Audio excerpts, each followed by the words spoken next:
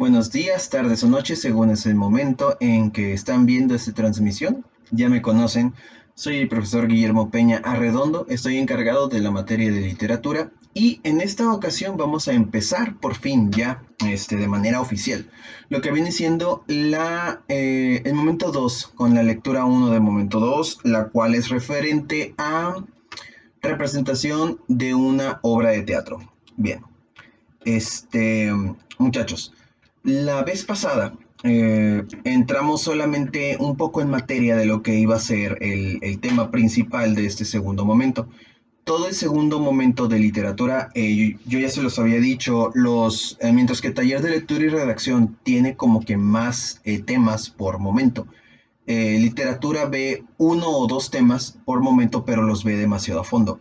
La vez pasada estuvimos viendo en momento uno lo que eran los textos líricos, lo que viene siendo la poesía y la canción.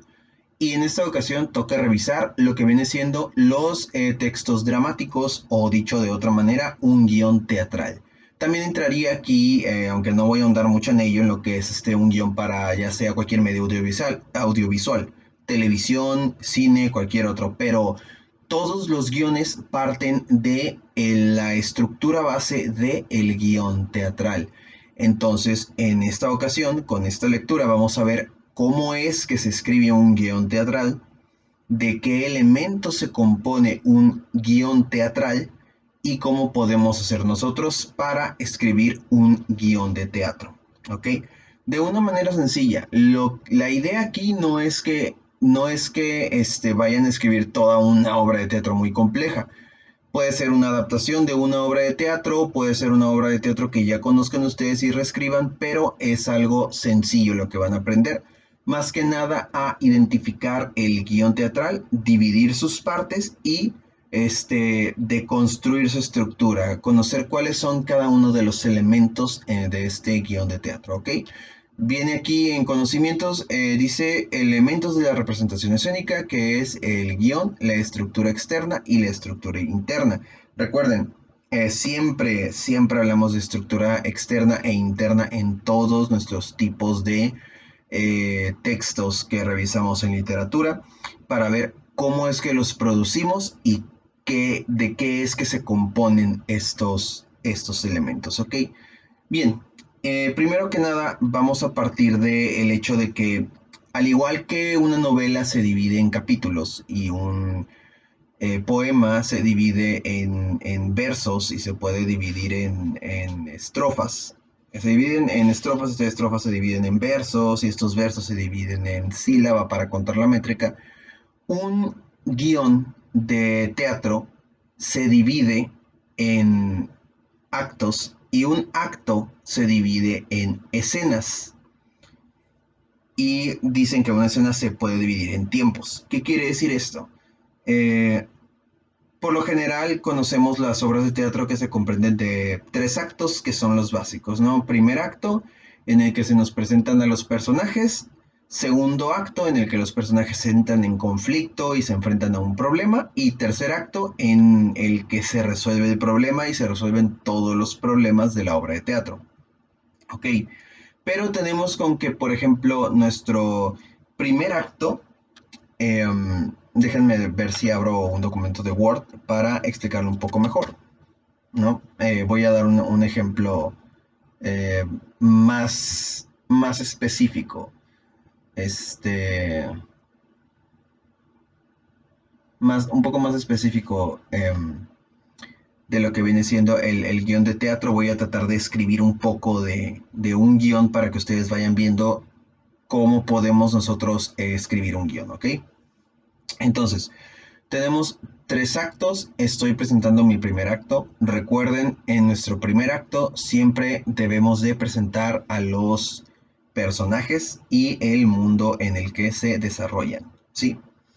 ¿Qué quiere decir esto? Yo, para cuando termina mi primer acto, tengo que conocer al protagonista, a los coprotagonistas y tengo que saber en qué tiempo y espacio va a llevarse a cabo. Entonces, a ver, un poco más grande esto.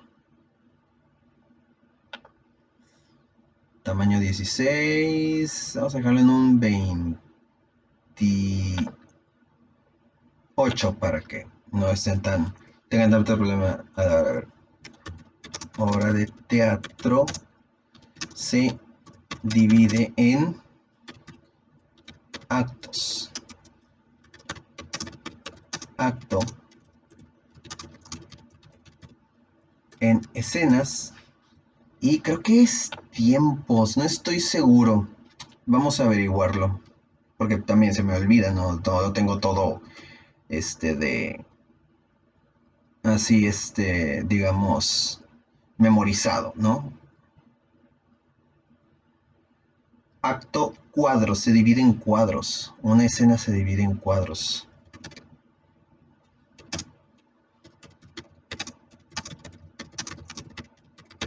Y los cuadros se refieren a tiempo y lugar. Voy a andar más en esto. Ok. Ok. La mayoría de teatro de 3 actos. Hasta 5 actos. Ok, la mayoría de obras de teatro se divide en 3 actos. Ok. ¿Por qué? ¿Por qué la dividimos en 3 actos? Porque pues en nuestro primer acto, voy a anotar un poco aquí, por ejemplo puede ser acto 1, inicio, acto 2, clímax y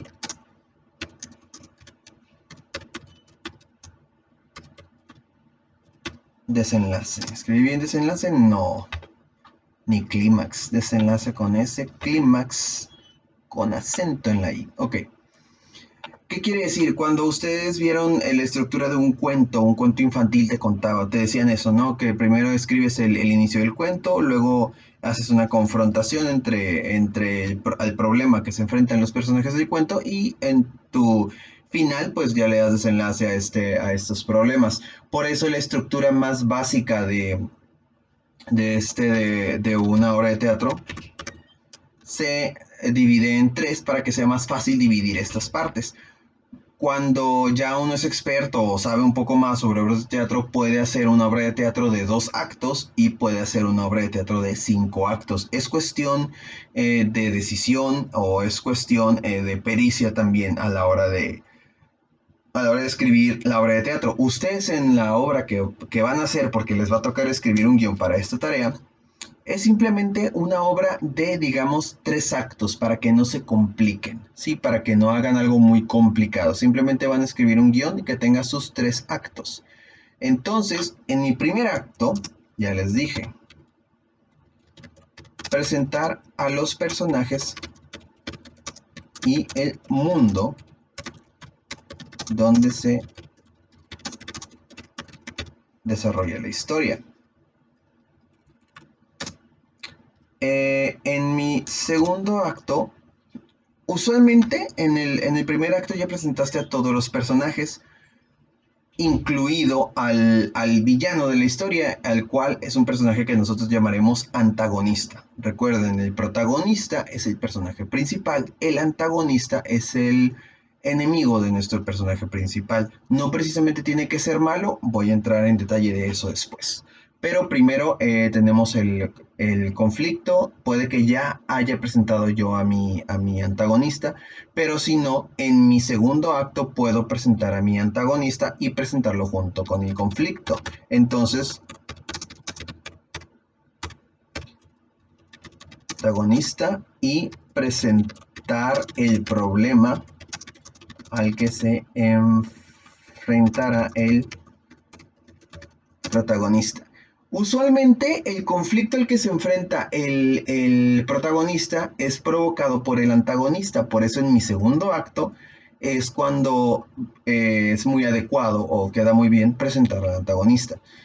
Ojo, esto no es una regla, no quiere decir que todas las obras de teatro sean así, pero les estoy dando una fórmula un poco más sencilla para que ustedes a la hora de escribir su obra de teatro lo hagan. Ustedes pueden hacerlo como quieran. Puede ser que en el primer acto me presentas al antagonista y ya en el segundo acto pues desarrollas más el conflicto, ¿no? O le pones otra traba al protagonista y en mi desenlace se resuelve el problema del protagonista. Aparte en mi acto 2 también se dice que se lleva a cabo el enfrentamiento entre fuerzas opuestas. Ok, entonces estos tres que tengo yo aquí es la manera más sencilla de, digamos, dividir lo que vienen siendo los actos en una obra de teatro. ¿Ok? Entonces, ese documento se los voy a pasar también para los que lo quieran, lo voy a compartir para que vean cómo más o menos hacer, o seguir, lo tengan de guía para la hora de escribir su guión de teatro. Ok, después tenemos que un acto se va a dividir en escenas. ¿Qué quiere decir? Supongamos que en mi primer acto yo voy a presentar al protagonista y a sus amigos. Entonces, primero hay una escena donde estamos en la casa del protagonista. Hay otra escena donde los amigos del protagonista están jugando en el campo. Y hay otra escena donde van por otro de los amigos del protagonista para encontrarse con él. Entonces lo dividiría en tres escenas distintas. ¿Para qué? Porque piensen en una obra de teatro, ¿no? Cada escenario, cada que nosotros cambiamos, voy a hacer la anotación, cada que cambiamos de escenario, de cada que cambiamos de escenario se cambia de escena. Puede sonar repetitiva la frase, pero básicamente les estoy diciendo, cuando están en una obra de teatro, vean que hay una escenografía en la parte de atrás y cuando la gente del escenario apaga las luces y mueve la escenografía para quitar, digamos, la sala de una casa y luego ponen un parque, ya cambiamos de escena, pero no hemos cambiado de acto. Entonces, seguimos en el mismo acto, pero en otra escena del mismo acto. Otra cosa que se me olvidó poner aquí es que los actos se dividen por cierres de telón. ¿Ok? Cada vez que en un teatro, en una obra de teatro, se cierra el telón, estamos nosotros cambiando de acto. Mientras solamente se apaguen las luces y se cambie de escenografía, entonces cambiamos de escena. Ok, entonces un acto se divide en escenas. Cada que cambiamos de escenario se cambian la escena. Las escenas se dividen por cambio de escenario. Ok, esto quiere decir que ya les dije, ¿no? Una escena se... Ya estoy leyendo lo siguiente. Que en nuestro primer acto tenemos, por ejemplo, ¿no? Acto 1 y la primera escena es escena 1 y podemos poner casa de Roberto. Sala y tenemos que poner el tiempo. Día. ¿Ok? Entonces, oh Dios, se trabó esto.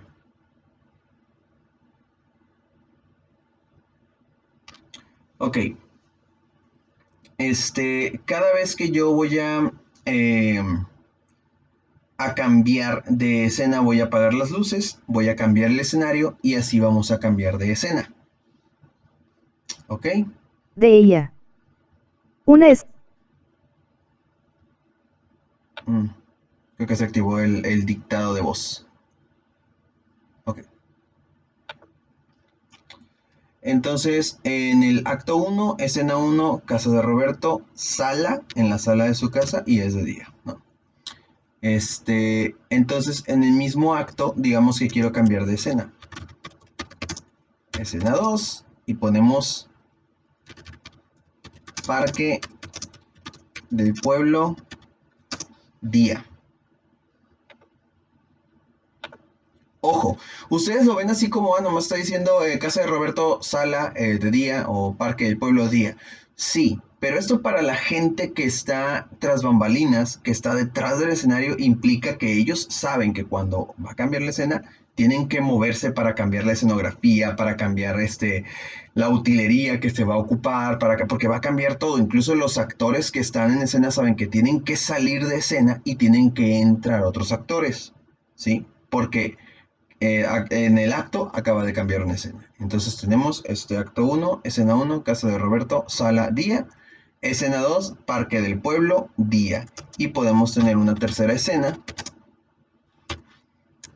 escena 3. Y podemos poner, por ejemplo, en Casa de Fernando, cocina, día. Es importantísimo también, otra cosa que estoy yo haciendo aquí, estoy marcando el tiempo. Si se fijan, estoy poniendo si, que es de día, ¿no? También se puede poner de mañana, se puede poner de tarde, se puede poner de noche. ¿Por qué? Cuando está la puesta en escena, hay unas personas arriba del escenario o detrás de la gente que traen luces y ellos con las luces van a cambiar el tiempo que estamos viendo nosotros, ¿sí? Si es de día, si es de tarde, si es de noche, ¿sí? A eso se refiere un cambio de escena. Cambia la escenografía y cambia también nuestra iluminación si lo requiere. Puede que yo ponga Casa de Fernando Cocina y no ponga de día, sino ponga de noche. Entonces es muy diferente la escenografía que se va, no la escenografía, la iluminación que vamos a utilizar de día a la iluminación que vamos a utilizar por la noche, porque tiene que estar más oscuro, porque tengo que dar la sensación de que ya anocheció, porque las escenografías que se van a utilizar a lo mejor voy a poner un fondo donde está la cocina de la casa de Fernando y está la luz prendida porque es de noche y tiene que tener la luz encendida. Entonces, para eso sirven los cambios de escena. Los actos se van a dividir en escenas, ¿ok?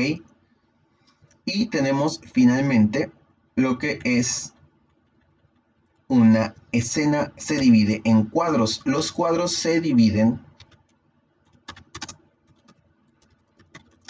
por los cambios de iluminación. Ojo, esto no es lo mismo que el cambio de escena. ¿Por qué? Porque aquí estamos en la parte de escena. Aquí estamos cambiando escenografía y estamos cambiando a veces actores, ¿sí?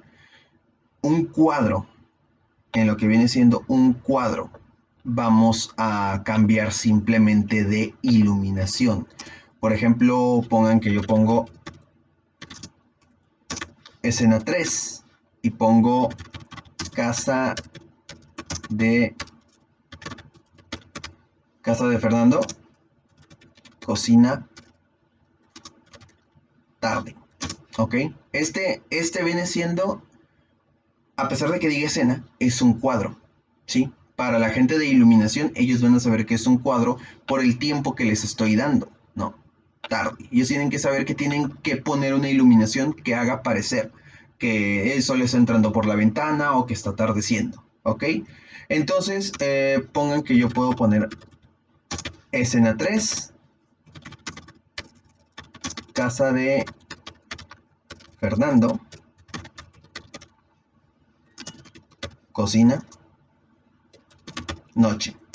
Aquí con este cambio que hice dentro de la misma escena, ¿ok? Viene siendo un cambio de iluminación, porque como ya les dije, se tiene que utilizar una iluminación distinta a la que se usa en la tarde, la que se usa en el día y la que se usa en la noche. No es para que se compliquen mucho. Si quieren, cuando hagan su obra de teatro, pues pueden poner, no sé, un acto sencillo de 2 escenas, ¿no? Pueden poner 3 actos y en cada acto pueden poner 2 escenas para que no se compliquen, ¿sí? Para que no se confundan mucho. No se trata de hacer una obra súper extensa, aun cuando en esta ocasión se les permite, porque pues van a tener básicamente, digamos, va a ser un supuesto, ahora no van a hacer la obra de teatro como en otras ocasiones en donde escriben una obra de teatro y luego la representan. Ahora solamente van a hacer el guión para hacer el supuesto de la obra de teatro. Pero para que no se presionen demasiado, pueden hacer una obra algo sencilla. 3 actos, em, 2 escenas por acto y un solo cuadro por escena. ¿Ok? Más exactamente, abrir la tarea. Más exactamente, lo que dice sobre acto, dice, es cada una de las partes en que se encuentra dividida una obra dramática en cuanto a su amplitud. Es la parte de mayor extensión respecto al cuadro y la escena. Los actos están determinados por las acciones principales de los personajes y señalan cambios bruscos de tiempo y lugar. Se indican con la caída del telón y en el caso del teatro griego antiguo, me fui muy para abajo, en el caso del teatro griego antiguo, con la intervención del coro. Antes en el teatro antiguo, como no podían hablar mucho los actores, había un grupo de personas que estaban cantando las escenas. Entonces, cada que cambiábamos una escena, el coro se ponía a cantar para representar el cambio de la escena. En general, una obra puede estar dividida en el número de actos que requiera la historia. Sin embargo, la mayoría de las obras están compuestas de 3, 5 o uno solo. Por ejemplo, una obra de 3 actos se compone por situación inicial, que termina con la ruptura del equilibrio, situación intermedia, se representa el conflicto que sustenta la historia, y situación final, se muestra el clímax de la historia y la resolución del conflicto. En cuanto a cuadro, dice, el cuadro por su parte indica cambios de lugar mediante la variación de las luces que iluminan diversas partes del escenario. Por ser divisiones menores pueden comprenderse dentro de los actos, muestra una particularidad del problema y lo desenvuelve en el mismo lugar o con el desplazamiento de un personaje. El cuadro no se limita por las acciones, sino por los espacios representados. Escena: unidades mínimas de construcción dramática en la que están marcadas por la entrada o salida de algún personaje. También se considera como la escena a la parte del escenario donde se representan las acciones, de ahí que estas puedan ser abiertas o cerradas, dependiendo del tipo de espacio en el cual se lleve a cabo. Ok, entonces, esto es para que lo tomen a consideración. Viene en la página 90 y 91 de su libro. Pero antes de empezar, de seguir con lo siguiente, vamos a ver lo que viene siendo estas reglas, ¿no? Los elementos de la representación escénica, la modalidad discursiva. Modalidad discursiva es cómo van a hablar nuestros personajes. Primero tenemos que la manera en la que nuestros personajes hablan o en la que está escrito nuestro guión de teatro va a ser mediante un diálogo. Un diálogo es una conversación entre dos o más personas, ¿sí? Eh, Todas las obras de teatro siempre a simple vista se ve. Ustedes ven una obra de teatro y se ven los diálogos como están marcados por guiones indicando lo que dice cada personaje. Tenemos también otras modalidades discursivas, como viene siendo el monólogo. Un monólogo es cuando se usa mucho en los villanos. Es un momento en que, pero puede ser también para un protagonista, en que el villano está solo y como tiene que expresar de alguna manera para el público su plan malvado o sus ideas, generalmente se pone a hablar solo. Al hablar solo, al hacer su acto él solo, está haciendo un monólogo, ¿sí? Se le llama monólogo porque quiere decir que uno solo está hablando, una sola persona está hablando, no hay ningún otro personaje en el escenario, se encuentra solamente el villano, bueno, el personaje que está diciendo el monólogo. Después tenemos el soliloquio. Mm, el soliloquio dice forma discursiva en la que el personaje habla en voz alta, está solo y hace referencia al acontecer con la presencia de un auditorio. Ok, soliloquio no está teniendo tanto una conversación, este, puede ser confuso, ¿no? Es que tengo idea de cuál es la diferencia, pero no, digamos, no los quisiera confundir. Forma discursiva en la cual el personaje está solo en el escenario, donde plantea dudas acerca de decisiones o compromisos. Ok, el monólogo es el personaje hablando consigo mismo. Sí, por eso es un monólogo, está hablando él solo consigo mismo. Mientras que el soliloquio está el personaje hablando como si le hablara a la audiencia, como si estuviera hablando con la audiencia, aunque técnicamente dentro de la obra de teatro el personaje no sabe que existe la audiencia porque todo es un supuesto, ¿sí? Él está actuando. Entonces, el monólogo siempre es la persona hablando con él mismo. El soliloquio es como si le hablara al aire, como si esperara que alguien más le respondiera. En el monólogo muchas veces el personaje se contesta él solo. Y tenemos también el aparte. El aparte, como lo dice su nombre, es cuando se encuentran varios personajes en el escenario y uno de ellos se aparta del resto y se pone a hablar él solo.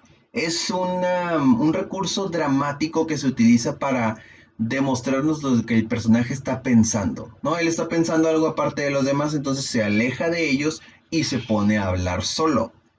Por eso se le llama aparte, ¿sí? Se conoce como un aparte porque está apartado de los demás, de los otros personajes. Acotaciones. Tengo una historia muy chistosa sobre esas acotaciones que tal vez no les diga nunca. Las acotaciones básicamente, si ustedes ven un guión teatral, se van a dar cuenta de que el guión no solamente le marca el diálogo a los personajes, no le dice solamente lo que van a decir, sino lo que van a hacer.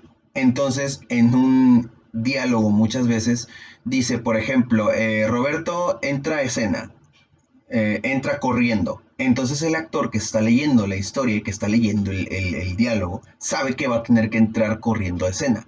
O por ejemplo ponen, Luis entra llorando a la escena, ¿no? Entonces, sabe, la persona que va a representar a Luis va a saber que va a entrar en escena y va a estar llorando. O también pongan que dos personas están contestando y dicen, fulano le contesta enojado o le contesta gritando. O ponen simplemente gritando antes de su diálogo. Entonces esta persona ya sabe que antes de su diálogo va a tener que gritar. A veces les marcan emociones, les marcan acciones. Las acotaciones se marcan, por ejemplo, un ejemplo de acotación.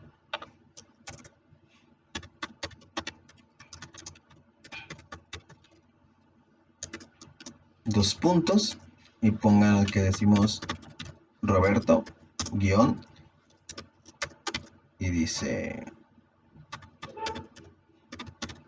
enojado.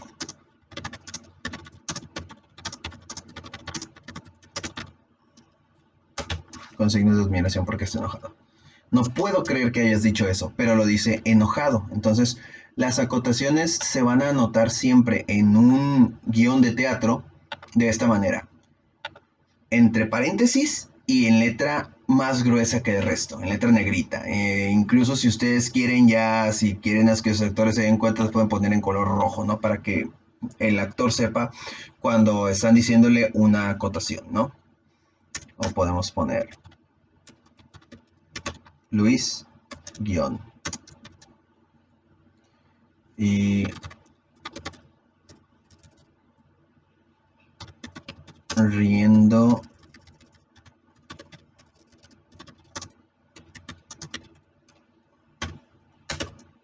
muy fuerte, o podemos poner que no tenga un diálogo, que solamente tenga una acotación y se ríe muy fuerte. Entonces el actor ya va a saber que cuando llega a esa parte después de un diálogo, él va a tener que realizar esta acción. ¿Cuál es la historia con las acotaciones? Una vez, cuando yo estaba en la universidad, hicimos una exposición. Y en esa exposición, había una muchacha que pues no se había aprendido lo que tenía que decir en la, en la exposición. Así que un amigo dijo, yo voy a resolver todo, no se preocupen. Y él le escribió diálogos de lo que tenía que decir en la exposición y ella nada más tenía que leer esos diálogos. Pero mi amigo le puso acotaciones a la muchacha, entonces había partes donde decía, la muchacha se quedó totalmente quieta y decía, caminas y te paras a un lado del pizarrón. O dijo cosas como, te acercas al escritorio del profesor y agarras la pluma. Y toda la exposición, la muchacha no realizó sus acotaciones, solamente las estuvo leyendo. No sabemos si se puso nerviosa o no se molestaba en explicarle lo que eran las acotaciones, pero ella, en vez de ponerse a hacer las acciones, se puso a leer las acotaciones, Nos fue terrible en esa exposición. Bueno, las acotaciones, aquí ahora le voy a poner,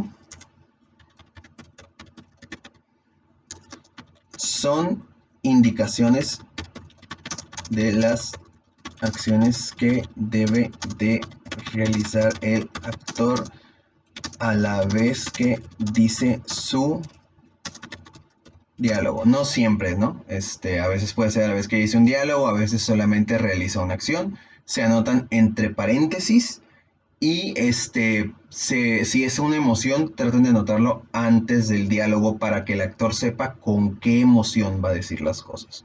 Esas son las acotaciones, ¿ok? Después vienen cosas como la trama, dice la historia o trama es lo que relata la obra. Cada texto se hace en función de la dramaticidad y la teatralidad de su época. La historia se presenta en forma segmentada, distribuida en actos y escenas que los personajes exponen durante el diálogo. La trama básicamente es de qué se trata eh, el guión de teatro. El espacio es el lugar donde ocurren los hechos. Cuando se habla de espacio teatral, nos referimos al lugar ficcional como lugar físico, tanto el lugar ficcional como el lugar físico en que se lleva a cabo la obra. En las obras dramáticas, la información sobre los espacios en donde se desarrolla la acción se indica mediante las acotaciones, porque podemos poner, no sé, Luis eh, entra al comedor y agarra un vaso de agua. Entonces, por eso estamos denotando a través de la acotación el lugar donde se está llevando a cabo la escena, ¿ok? Y recuerden, dicen que se refiere a dos tipos de espacio, nuestro espacio teatral, el lugar ficcional o el lugar físico. Primero, el lugar físico siempre es el escenario, donde están representando nuestros actores la obra de teatro, ¿sí? Tienen un escenario, puede ser arriba de un escenario más alto que el resto del lugar, puede ser en una plaza, puede ser, digamos, si es un teatro guiñol, puede ser en una construcción del teatro guiñol, y el espacio ficcional, pongan que mi obra de teatro se lleva a cabo en la Ciudad de México en 1980, en un departamento, o en alguna habitación de hotel. Entonces, ese es mi espacio ficticio, pero mi espacio real es el escenario. Después tenemos el tiempo en el que se lleva a cabo la obra. Todo esto lo leo muy por encima, no lo explico tan así, porque lo tienen en el libro y pueden ustedes venir a revisarlo. Solamente estoy haciendo anotaciones que voy a dejar en un texto que luego les voy a compartir de aquellas cosas que podrían tener más en duda. ¿Ok? La época es la etapa histórica en que se sitúan los hechos, ya les dije. Tienen que saber ¿Por qué es importante saber de la época? Porque digamos que mi obra de teatro, ya les dije, se lleva a cabo en México en 1980. Entonces sé que mis personajes pues no pueden traer, digamos, un teléfono celular porque no existían en los años 80, o al menos no los que tenemos ahora. No puede haber en la escenografía, no puede haber una computadora porque no había computadoras en esa época. Por eso es importante conocer la época para saber qué cosas van en el escenario y qué cosas no van en el escenario. Es muy diferente poner el cuarto de una muchacha adolescente del año 2021 a poner el cuarto de una muchacha adolescente, supongamos, ¿no? Chica adolescente de clase media, año 2021 y en México. Chica adolescente, aristócrata en la Francia del siglo XV. Entonces, tengo que conocer la época para saber qué cosas voy a poner en cada uno de los escenarios, cómo voy a vestir a mis personajes. ¿Sí? Para eso es importante conocer la época. Luego dice tiempo de la historia u objetivo es la duración de los hechos, el tiempo que transcurre en el mundo dramático. Se puede considerar desde dos puntos de vista. Por un lado, el tiempo total en el que se supone transcurre el conflicto, y por el otro se puede tomar en cuenta únicamente el tiempo ficticio que transcurre desde que comienzan hasta que terminen los hechos contados en la obra. Esto quiere decir que es básicamente cuánto dura o cuánto tiempo tarda en desarrollarse la obra de teatro, ¿sí? Puede ser, por ejemplo, que yo tenga una obra de teatro que pasa alrededor de 20 años, pero en realidad la voy a ver solamente en 3 actos. Entonces, en 3 actos tengo que abarcar 20 años de duración de la obra. Y mm, es el tiempo real en el que están ocurriendo las cosas. ¿Por qué? Porque eso tiene que ver ya con lo que viene siendo el siguiente tiempo, que es el tiempo subjetivo. Dice es el tiempo en que transcurre en la mente de los personajes a través de recuerdos, sueños o anticipaciones. Puede que yo de una escena a otra tenga la escena donde un personaje está soñando algo, está teniendo una pesadilla, entonces es otro tiempo para él, ¿sí? Por eso es el tiempo de la historia u objetivo y el tiempo subjetivo, los dos distintos tiempos que pueden transcurrir en la obra de teatro. Ahora lo más importante, los personajes. Eh, en toda obra de teatro, en toda historia más bien, tenemos que dividir a los personajes para saber reconocer a los personajes. En una obra de teatro es más importante porque muchas veces el papel más importante de toda la obra es el de el protagonista y el segundo más importante es el de el antagonista. ¿Sí? En el teatro, en el mundo de los grandes actores, son muy peleados los papeles de protagonista o los papeles de antagonista. Incluso ahora que les pregunté cuál era su actor favorito, hay muchos actores que toda su carrera la hacen de héroes y hay actores que toda su carrera la hacen de villanos. Sí. Por eso es importante saber los distintos nombres de estos tipos de personajes. Bien, tenemos primero a nuestro protagonista. Dice ese personaje que representa el grupo, más importante que representa el grupo.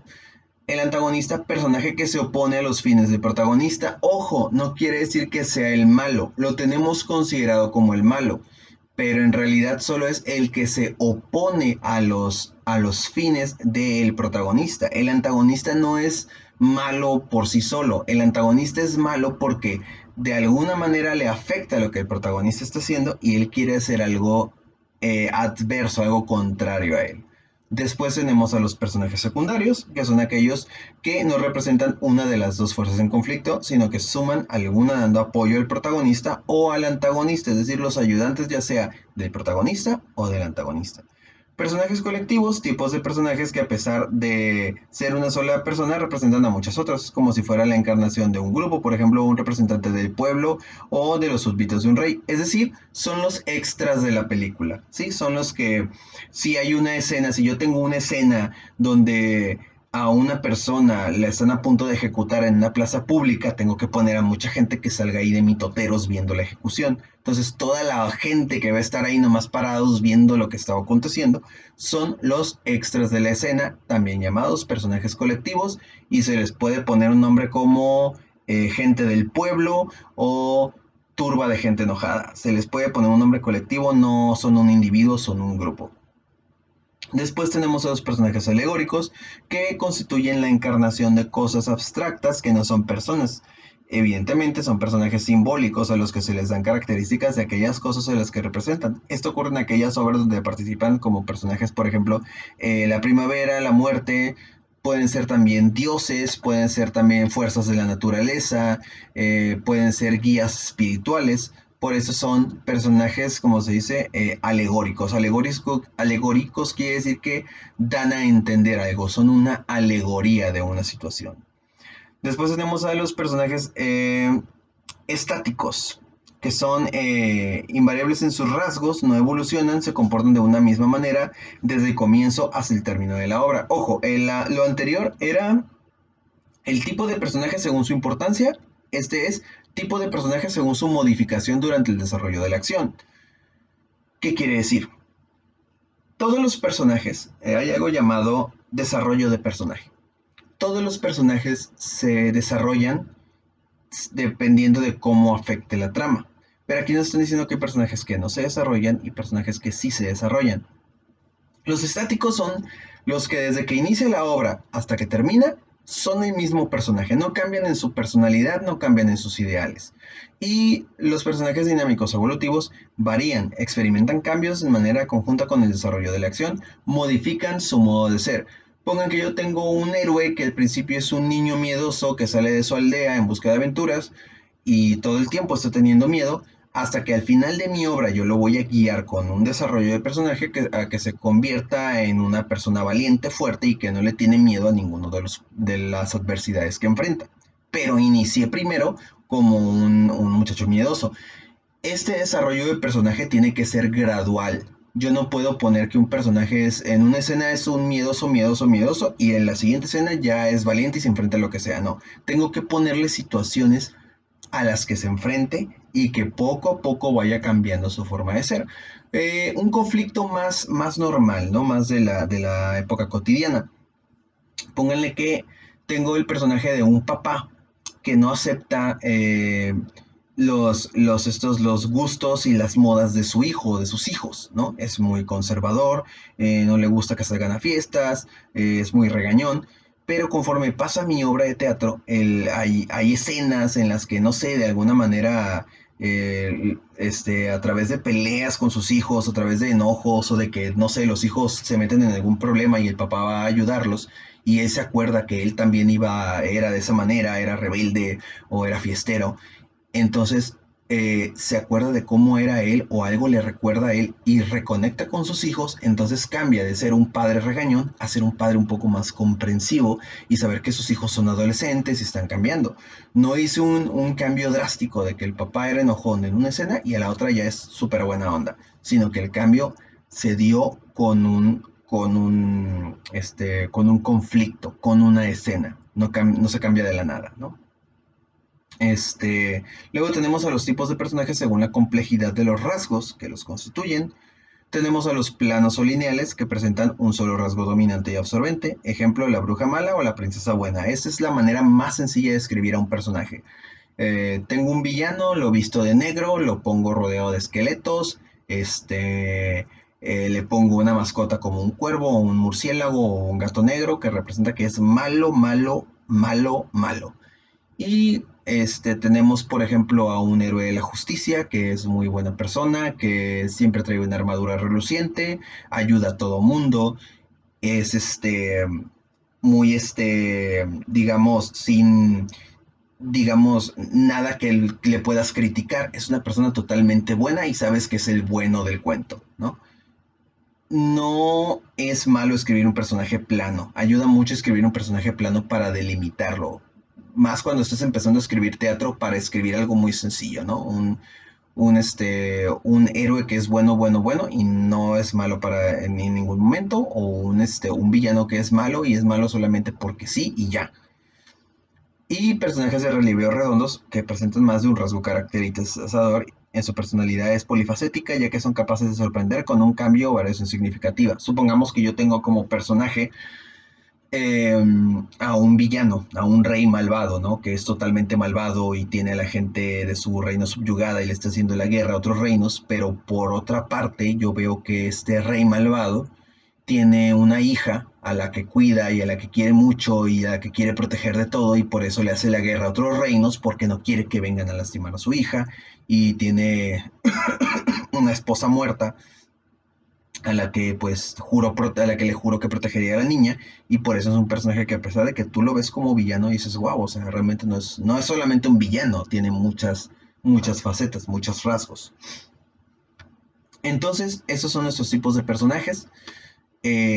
No se trata de que los memoricen, se trata de que los aprendan a identificar ustedes en una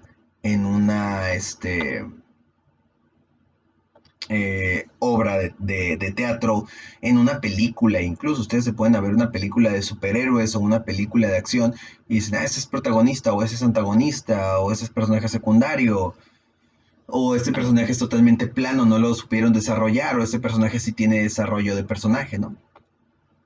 Son muchas variantes. Y tenemos después lo que viene siendo nuestra estructura interna, que es la situación inicial, la ruptura del equilibrio, el desarrollo del clímax y el desenlace.